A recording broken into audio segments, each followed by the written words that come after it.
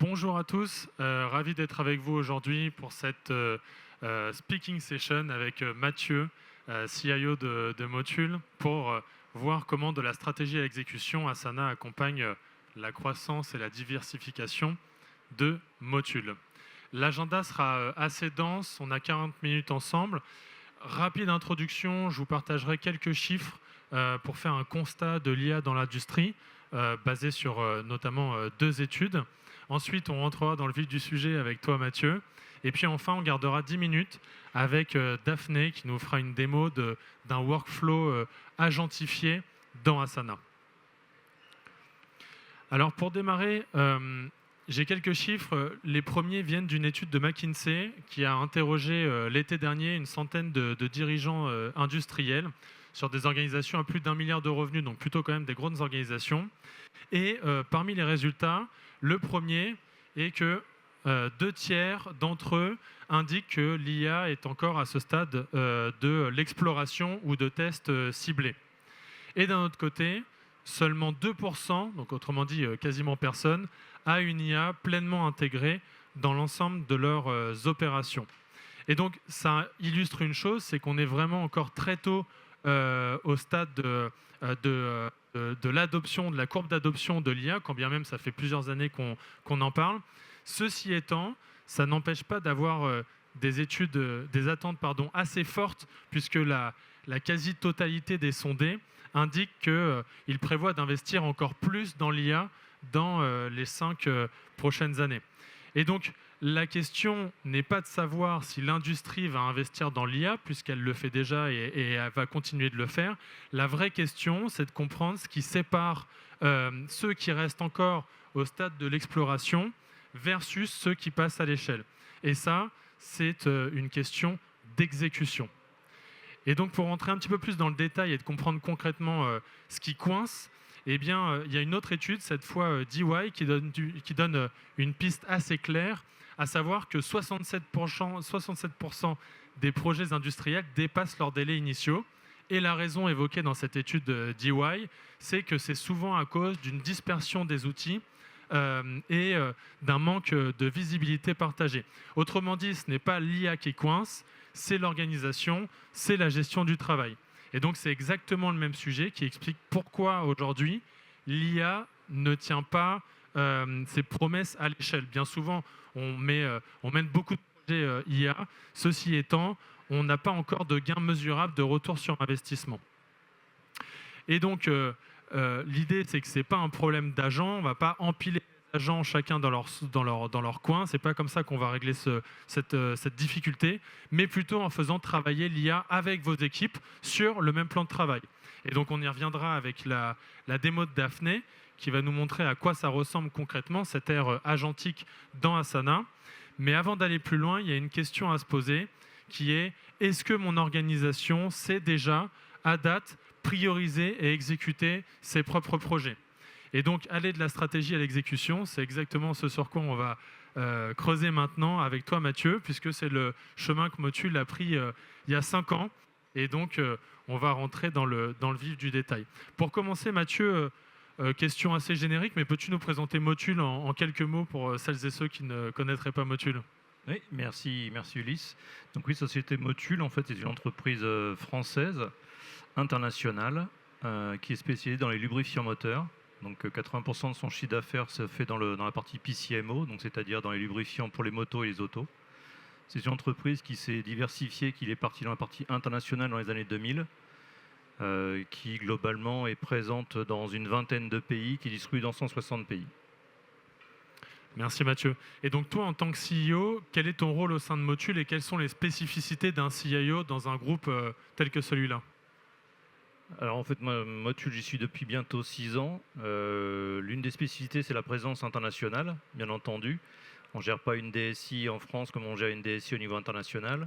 On a aussi besoin de récupérer les besoins des métiers, donc de récupérer les besoins des différents pays et de pouvoir prioriser justement ces demandes-là. Donc on gère aussi bien des demandes côté infrastructure matérielle que des besoins plutôt applicatifs. Ok. Et donc, vous évoquiez dans l'actualité votre plan Régénération 2030 qui a été lancé en 2021, donc ça coïncide avec ton arrivée. Qu'est-ce que tu peux nous dire sur ce plan de transformation? Oui, donc voilà, en fait, quelque part, mon positionnement, c'est d'aider justement à la diversification, à l'amélioration continue de Motul.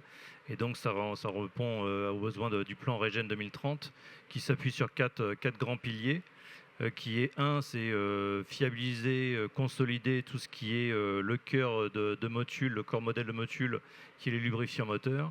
Il y en a un deuxième, c'est explorer toute la partie diversification, donc avec des pistes avec l'arrivée du véhicule électrique, on a des pistes à étudier. On a aussi amélioré et optimisé notre partie R&D. Donc en fait, on a un véritable savoir-faire chez Motul et on vient d'annoncer la création d'un nouveau laboratoire. Et puis deuxièmement, c'est aussi tout ce qui est fusion-acquisition via les M&A. Et puis dans le cas de l'IT, plus généralement, c'est toute la partie excellence opérationnelle qu'on a besoin de travailler. Très bien. Et donc on a une feuille de route qui est ambitieuse. Quand vous avez défini cette feuille de route, quand vous avez acté de la déployer, qu'est-ce qui, selon toi, de ton prisme, limitait ou freinait cette exécution de ce plan de transformation?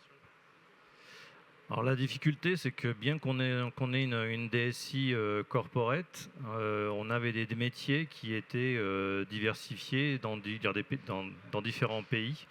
Et donc l'une des difficultés, c'était de se dire, est-ce que le projet, l'investissement qu'on va faire, par exemple en Afrique du Sud, est cohérent par rapport à un projet qu'on va faire en Allemagne ou par rapport à un projet qu'on va faire en France ou par rapport à un projet qu'on va faire au Mexique.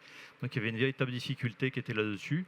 Et donc globalement, mes équipes IT étaient régulièrement mises à contribution en direct par le métier qui leur demandait c'est ma priorité absolue pour cette année, il faut nous accompagner.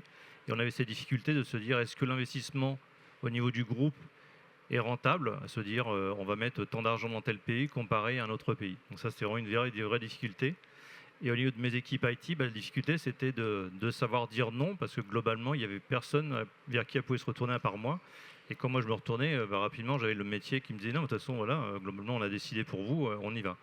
Et donc, il nous manquait des éléments, une méthodologie, une façon de travailler qui nous permettent de nous guider dans nos choix. Oui, effectivement, un pilotage transverse.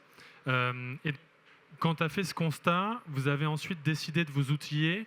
Quel a été le process et qu'est-ce qui vous a amené à déployer Asana? Une fois la prise de conscience prise par nos équipes, l'objectif c'était pas de déployer un outil pour l'IT, simplement pour se dire quelque part je vais prioriser mes projets, je vais gérer mes projets de mon côté, mais plutôt voir plus grand et puis embarquer le business. Donc c'est vraiment cette besoin-là qu'on a essayé de trouver. Et donc c'est de trouver un outil qui soit le plus simple à utiliser, le plus facile à onboarder et qui puisse parler à tout le monde. Ok. Et d'ailleurs, vous y êtes allé step by step avec un déploiement par un POC. Vous avez commencé par un POC initialement? Oui, en fait, voilà, donc globalement, on n'est jamais sûr que le choix de l'outil va embarquer tout le monde. Donc on avait pris une solution qu'on avait testée nous en interne légèrement et après ce qu'on voulait c'était faire un POC. Et le POC justement on ne voulait pas le limiter juste à l'IT, donc dès le départ on a embarqué la communication, le marketing, le produit pour se dire est-ce que le besoin, l'outil qu'on a identifié qui était Asana, qui était très orienté UX UI, facile à utiliser, allait répondre à leurs besoins. Et donc la vraie question, c'était aussi se dire ne pas les forcer à utiliser l'outil, ne pas leur montrer que l'outil est un choix de l'IT, mais le faire en sorte qu'ils embarquent cette solution. Ok. Effectivement, oui, de ne pas avoir une méthode qui soit trop cadrée. Et l'un des premiers cas d'usage IT, en tous les cas, c'était le capacity. Oui, mais en fait, nous, notre vrai besoin, c'était justement se dire comment on est capable de tenir une promesse, c'est-à-dire se dire quand on s'engage à faire un projet, et me dire au lieu de le faire en Q1 2026, je vais le faire en Q2 2026, mais par contre, je vous assure qu'il sera terminé en fin d'année. Donc quelque part, cet outil qu'on a voulu faire, qui est vraiment un outil d'IT Capacity Planning, nous permet justement d'identifier les ressources, les projets, et puis de se dire quelque part, non, le projet, tu me le demandes de le faire maintenant, je te propose de le décaler un petit peu, mais par contre, on va le tenir dans les temps. Ok. Et tu me parlais d'une cinquantaine de projets qui sont remontés en visibilité COMEX? Oui, en fait, la difficulté, c'est ça, c'est que moi, quand j'ai commencé, côté IT, on avait plus de 100 projets. Dans les 100, la fin de l'année, quand on en faisait 30 ou 40, c'était déjà bien. Et donc l'objectif, c'est plutôt de se dire, bah, maintenant, on va faire l'inverse et on va sélectionner, prioriser les projets, les prendre au niveau du COMEX pour que ça puisse rentrer dans notre plan Regen 2030. Et après, par contre, bah, s'assurer de faire un vrai suivi pour s'assurer que derrière, on puisse faire une livraison correcte des produits. Ok. Euh, alors, quand on parle de déploiement d'une solution, quand bien même elle soit user-friendly, on parle forcément d'adoption, ce qui est souvent un point de friction. Comment tu as fait avec tes équipes pour embarquer l'ensemble des équipes, qu'elles soient IT mais aussi métier? Bah alors, contrairement à d'autres projets qu'on réalise où souvent on fait un choix de l'outil, on fait des UAT, on explique la méthodologie et après seulement on déploie l'outil. Là, en fait, on a fait un peu l'inverse et on leur a dit voilà l'outil, faites-en un peu ce que vous voulez. Donc, l'outil est suffisamment flexible pour quelque part qu'on puisse l'utiliser facilement. Il y a des tutos sur YouTube si on veut, il y a des formations qui ont été un petit peu basiques qu'on a données derrière. Mais pour la paix, on avait donné un cadre vraiment très libre pour que les gens puissent s'approprier l'outil et puis facilement puissent l'utiliser. Derrière, au fur et à mesure qu'on voyait que les gens l'embarquaient, au fur et à mesure qu'on arrivait, on arrivait à plus de 320 ou 350 personnes maintenant aujourd'hui. On a complété par des webinars, par des formations, par des newsletters dans lesquels on va apporter des trucs et astuces, des façons de travailler, du partage aussi quelque part. Ce qu'on faisait, c'était on avait des Asana champions qui permettaient une fois tous les trimestres de venir présenter le projet ou la façon de travailler qu'ils avaient fait. D'accord. Et alors, on parle des équipes, mais quand on parle de stratégie jusqu'à l'exécution, ça veut dire qu'on parle également de directeur, de direction, de board. Quels ont été pour justement ces managers, cette direction, les impacts que vous avez constatés? Alors l'impact au début, ça a été rapide, c'est que moi que je suis arrivé, j'avais pas d'Office of the CIO, donc je l'ai assez vite créé. Dedans, j'y ai intégré un PMO. Avec Asana, ça a démontré la valeur de cette fonction qui était un petit peu, PMO était un peu un mot qu'il fallait pas utiliser chez Motul, donc j'ai réussi à l'intégrer. On a réussi à montrer que quelque part il y a une véritable valeur ajoutée. Maintenant, la valeur ajoutée est démontrée au point qu'on a un PMO stratégique qui vient d'arriver et qui permet de driver tous les projets, tous les projets. Euh, D'ailleurs, ce qu'on a fait surtout, ça nous a permis de mettre en place des process de contrôle, de gestion de portfolio. Ok. Et alors, quand on parle de plan de transformation digitale, un plan de transformation ambitieux, stratégique pour l'organisation, euh, au regard de l'actualité et donc de l'IA, quelle est aujourd'hui la place de l'IA dans tout ça? Quelle est ta vision de CIO sur ce sujet grandement d'actualité? Alors, c'est vrai qu'on ne peut pas passer un seul événement sans parler d'IA. Non, globalement, on est relativement on est pragmatique dans le sens où moi j'avais initié des discussions au niveau du COMEX, on avait fait une session de sensibilisation au niveau de l'IA il y a plus un an et demi. On a passé une grosse année côté IT à préparer le terrain, à s'assurer que nos données étaient fiables, sécurisées au maximum. Je ne vais pas dire qu'elles le sont complètement, mais globalement, on a fait le maximum pour que ça le soit. Et après, derrière, ce qu'on fait maintenant, c'est qu'on a créé une cellule de champions de l'IA qui vont nous permettre justement d'identifier des use cases métiers. Et en parallèle, on fait une grosse session, on est en train de la finir ce matin, là, de formation pour tous les users. Donc on a deux typologies. On s'est appuyé, vu qu'on est une ETI, sur des solutions de Microsoft Copilot pour faire relativement simple. Mon tenant, je le connais, je sais à peu près où est-ce que ça passe. Et comme ça permet de ne pas trop regarder ce qu'il faut faire à côté. Mais globalement, on a voilà, des licences un peu premium pour certains utilisateurs. Et puis après, on déploie du Copilot Chat qui nous permet d'identifier et de faire monter les gens en compétences. Et la clé, c'est vraiment la formation, c'est vraiment former les gens, sensibiliser les gens. On a un guide hygiène pour que les gens puissent se dire est-ce que ça fonctionne ou pas. Et maintenant, ce qu'on attend, c'est que maintenant le terreau est fertile, on a un peu planté les graines, maintenant on attend que ça pousse et on va récupérer les besoins derrière et les impacts derrière. Très bien. Maintenant, si on fait un focus sur l'IA dans Asana, donc c'est un sujet qui a été initié récemment au sein des équipes de Motul. Qu'est-ce que tu peux nous en dire sur les différents tests qui ont été démarrés?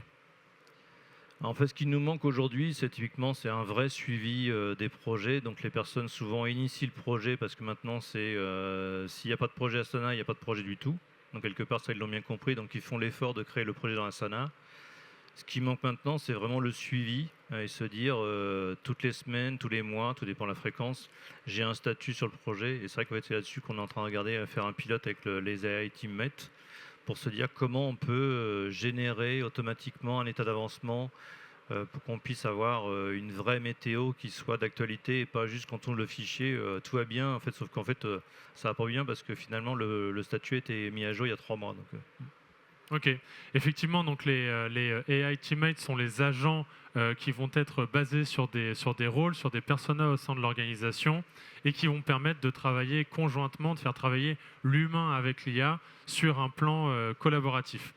Et pour entrer plus dans le détail de manière concrète, Daphné va vous montrer ce à quoi ça ressemble. On va donc reprendre ce workflow de demande entrante et voir comment l'agent IA va le prendre de bout en bout.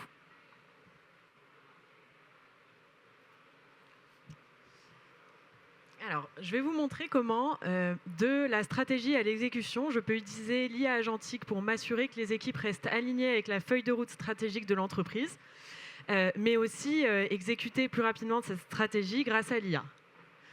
Donc, je vais pouvoir définir une cartographie des objectifs dans Asana avec tous les objectifs stratégiques ou du département et les lier directement aux résultats clés ou aux objectifs ou aux projets qui les composent, ce qui m'assure non seulement de conserver l'alignement, mais aussi de traquer en temps réel l'exécution de chacun de ces objectifs et de prendre mes décisions sur des vraies données. Maintenant, un challenge est de s'assurer que tout nouveau projet est bien aligné avec cette feuille de route stratégique. Et donc pour ça, je vais pouvoir récolter toutes les demandes de nouveaux projets via un formulaire où les équipes demandant, comme dans le cas de la refonte du processus de gestion des ECN, écrivent leurs besoins et vont pouvoir l'envoyer à l'équipe de la transformation de l'entreprise de manière à l'analyser et la prioriser. Donc là, la demande va être automatiquement ajoutée à un projet qui va servir d'entonnoir de tri de toute demande de nouveaux projets. Et là, je vais pouvoir utiliser un agent planificateur stratégique qui va m'aider non seulement à accélérer dans la priorisation de cette demande, mais aussi à mieux la prioriser. Donc, il va pouvoir analyser cette demande, mais en analysant tout le contexte et le contenu de la demande, mais aussi le croiser avec l'ensemble des informations qui sont à sa disposition dans Asana, donc les objectifs stratégiques, etc. Et automatiquement la qualifier. Donc là, par exemple, il a défini la taille du projet, il a identifié les dépendances connues. Il me fournit un résumé du besoin de manière à ce que ce soit simple pour moi de comprendre de quoi il en retourne, avec une vérification de l'alignement stratégique, est-ce bien lié aux objectifs de l'entreprise. Il me fournit aussi un mapping des compétences requises pour effectuer ce projet, ainsi que des points de vigilance vis-à-vis du reste des projets menés par l'entreprise. Et cet agent, je vais pouvoir échanger avec lui comme avec n'importe lequel de mes collaborateurs. Et donc, par exemple, en réponse à son commentaire qui résume son analyse, je vais pouvoir lui envoyer un commentaire pour lui demander d'aller passer à l'étape suivante, qui est l'étape de staffing. Comme il dispose des données liées à cette demande, mais aussi de toutes les données de la charge de travail des équipes, il va pouvoir croiser les compétences nécessaires pour réaliser ce projet avec les compétences disponibles dans l'équipe, ainsi que leur disponibilité. Et donc là, il m'a fait un mapping avec, pour toutes les compétences identifiées, des recommandations de personnes, mais aussi la disponibilité estimée de chacune de ces personnes. Il me flague aussi tout manquement en termes de profil. Par exemple, il n'a pas accès aux références de production. Et donc, c'est quelque chose sur lequel je vais devoir travailler. Il me partage aussi des points d'attention sur la sursollicitation de certaines ressources. Pour avancer, je vais pouvoir utiliser cet agent pour exécuter plus rapidement et donc lui valider que son staffing est le bon et lui demander de lancer la conversion du projet. Toutes les informations liées à la demande vont être migrées dans un projet que je vais pouvoir ensuite orchestrer en tant que chef de projet. Et je vais pouvoir utiliser l'agent pour le mettre à jour. Ce projet, il va aussi automatiquement être ajouté à un portefeuille de projets stratégiques, ce qui me permet de voir en un coup d'œil la situation de chacun de mes projets. Mais avec l'IA, je vais pouvoir aller plus loin et utiliser d'autres types d'agents pour pouvoir aller détecter les risques au sein de ces portefeuilles, suivre la progression de ces projets, etc. Et donc là, on voit, on va rentrer sur le type d'agent dont je parle. Donc là, on voit un créateur de rapport. Comme l'autre agent, je vais pouvoir échanger avec lui via un chat, via commentaire. Et ce qui est intéressant, c'est qu'il est partagé à l'ensemble de l'équipe. Et donc, il prend un vrai rôle de collaborateur. Je vais pouvoir lui donner aussi un guide comportemental de manière à ce que je lui indique quelles sont ses missions. Et il va être partagé au sein de l'équipe et donc prendre certaines tâches. Donc là, on a le créateur de rapport, on a vu avant le planificateur stratégique, et ils vont devenir spécialistes de certains sujets. Je vais pouvoir lui partager aussi l'accès à certaines de nos projets, à certains de nos objectifs, lui partager des pièces jointes. L'intérêt, c'est qu'il ait tout le contexte nécessaire pour agir, mais aussi contrôler les données auxquelles il a accès. Donc, il agit en toute sécurité. Et il se connecte à mon stack applicatif. Donc, il va pouvoir me créer des documents, par exemple des présentations PowerPoint. Il va pouvoir se nourrir des échanges sur Slack et devenir plus intelligent. Et donc, au fil des interactions, il va se construire une mémoire. Et une mémoire qui sera partagée. Et c'est vraiment la particularité, c'est qu'il va se construire une mémoire au fil des interactions avec moi, mais aussi avec les collaborateurs avec lesquels il est partagé. Donc lui, il est spécialiste de rapports. Et je lui ai demandé de me préparer un rapport pour le comité de direction pour suivre la complétion de nos objectifs. Donc, il m'a créé ce rapport qui est visuel et qui me partage un statut en 5 secondes du niveau de l'attraction des objectifs, les signaux projets les plus importants, mais aussi il me partage des recommandations de pilotage. En dessous, il m'a défini une jauge des objectifs, donc de manière visuelle, où j'en suis dans l'atteinte de mes objectifs. On voit qu'il y en a un qui est à risque, et il me mentionne les projets qui contribuent le plus à ce risque, de manière à ce que je puisse prendre des décisions informées.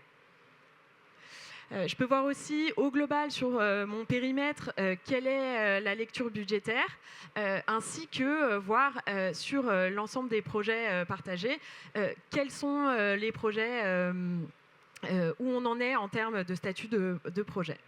Et enfin, j'ai un détail des principaux projets à piloter, où je peux voir en un coup d'œil où j'en suis, quels projets sont à risque en termes de budget, mais aussi en termes de deadline, de manière à pouvoir prendre des décisions plus rapidement vis-à-vis de ces projets. Donc là, on a vu comment de la conservation de l'alignement stratégique à l'exécution de la stratégie, des agents IA peuvent permettre d'accélérer dans chacun des processus métiers, mais aussi de mieux piloter les initiatives stratégiques des entreprises. Merci Daphné pour cette démo de ce workflow qui illustre parfaitement comment, à l'ère de l'agentique, Asana permet de faire collaborer les humains et les agents dans une seule et même plateforme pour pouvoir leverager toute la puissance de l'IA. Je vous invite par la suite à venir sur le stand A05 si vous souhaitez avoir une démonstration plus spécifique sur des cas d'usage qui sont propres à votre métier. Et aussi, autre information, on est sur la place des animations et on a mis en place un simulateur de conduite qui fait le lien avec l'un de nos clients qui s'appelle KW Automotive, qui est une marque de suspension à destination de la compétition automobile, et chez qui on gère l'ensemble des workflows, que ce soit la conception produit, le pilotage de la production, la supply et les équipes marketing. Tout ça dans Asana, également agentifié avec différents AI teammates. Merci à tous pour votre disponibilité et à très vite.